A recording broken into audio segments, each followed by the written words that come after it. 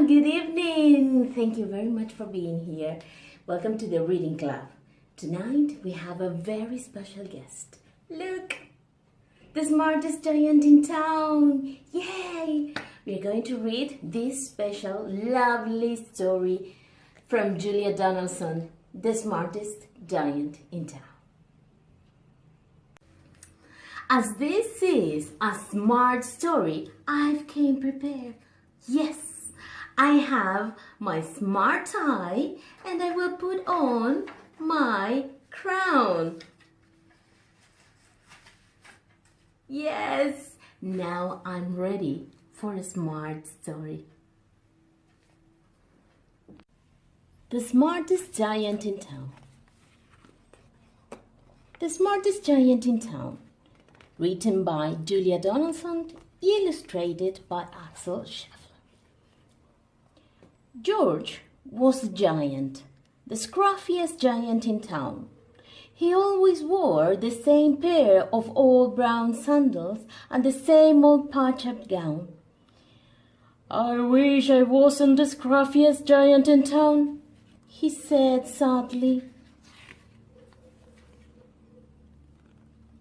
But one day, George noticed a new shop.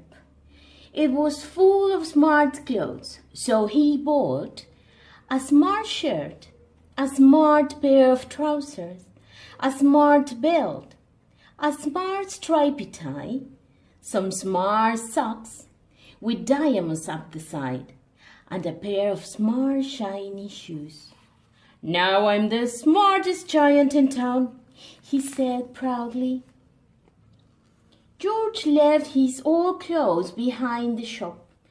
He was about to go home when he heard a sound. On the pavement stood a giraffe who was sniffing sadly. "What's the matter?" asked George. "It's my neck," said the giraffe. "It's so very long, so very cold. I wish I had a long warm scarf." "Cheer up," said George, and he took off his stripy tie. "It didn't match my socks anyway," he said, as he wound it round and round the giraffe's neck. "It made a wonderful scarf." "Thank you," said the giraffe. As George strode towards home, he sang to himself, "My type is a scarf for a cold giraffe, but look me up and down, I'm the smartest giant in town." George came to a river.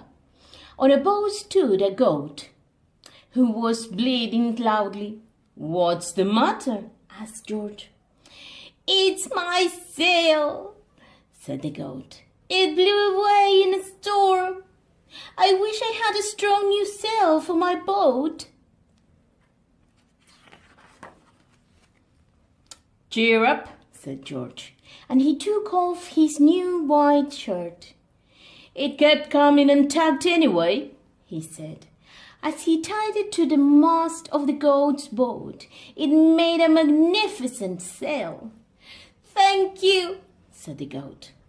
George strode on, singing to himself, "My tie is a scarf for a cold giraffe, my shirt's on a boat as a sail for a goat, but look me up and down, I'm the smartest giant in town." George came to a teeny ruined house. Beside the house stood a white mouse with lots of baby mice. They were all squeaking. "What's the matter?" asked George. "It's our house," squeaked the mother mouse. "It burned down and now we have nowhere to live. I wish we had a nice new house." "Cheer up," said George, and he took off one of his shiny shoes. "It was giving me blisters anyway," he said. As the mouse and her babies crumbled inside, the shoe made a perfect home for them. "Thank you," they squeaked. George had to hop along the road now, but he didn't mind. As he hopped, he sang to himself, My tie is a scarf for a gold giraffe. My shirt's on a boat as a sail for a goat. My shoe is a house for a little white mouse. But look me up and down, I'm the smartest giant in town. George came to a campsite. Beside a tent stood a fox who was crying. "What's the matter?" asked George. "It's my sleeping bag," said the fox. I dropped it in a puddle. I wish I had a warm, dry sleeping bag." "Cheer up," said George, and he took off one of his socks with diamonds up the sides. "It was tickling my toes anyway." The fox snuggled into it. It made a very fine sleeping bag. "Thank you," said the fox. George hopped on and singing to himself. "My tie scarf for a cold giraffe. My shirt's on a boat as a sail for a goat. My shoe is a house for a little white mouse. One of my socks is a bed for a fox. But look me up and down, I'm the smartest giant in town." George came to a big squelchy bog. Beside the bog stood a dog who was howling. "What's the matter?" asked George. "It's this bog," said the dog. "I need to get across, but I keep getting stuck in the mud. I wish there was a safe, dry path." "Cheer up," said George, and he took off his smart new belt. "It was squashing my tummy anyway," he said. As he laid it down over the bog, it made an excellent path. "Thank you," said the dog. The wind started to blow, but George didn't mind. He hopped on, singing to himself. "My tie is a scarf for a gold giraffe. My shirt's on a boat as a sail for a goat. My shoe is a house for a little white mouse. One of my socks is a bed for a fox. My help helped a dog who was crossing a bog. But my trousers are falling down. I'm the coldest giant in town." Suddenly, George felt sad and shivery and not at all smart. He stood on one foot and thought, "I have to go back to the shop and buy some more clothes," he decided. He turned round and hopped all the way back to the shop. But when he got there, it was closed. "Oh no!" cried George. He sank down onto the doorstep and a tear ran down his nose. He felt as sad as all the animals he had met on his way home.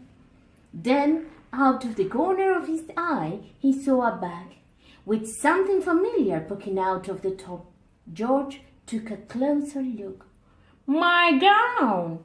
he yelled. "My dear old gown and sandals!" George put them on. They felt wonderfully comfortable. "I'm the coziest giant in town," he cried, and he danced back home along the road.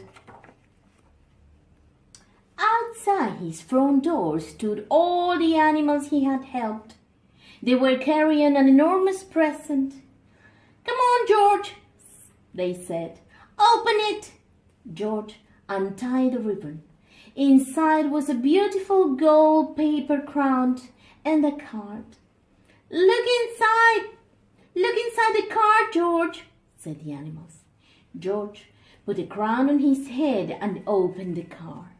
Inside it said, "Your tie's a scarf for a gold giraffe. Your shirt's on a boat as a sail for a goat. Your shoe is a house for a little white mouse. One of your socks is a bed for a fox. Your belt helped a dog who was crossing a bog. So here's a very fun crown to go with the sandals and gown of the kindest giant in town."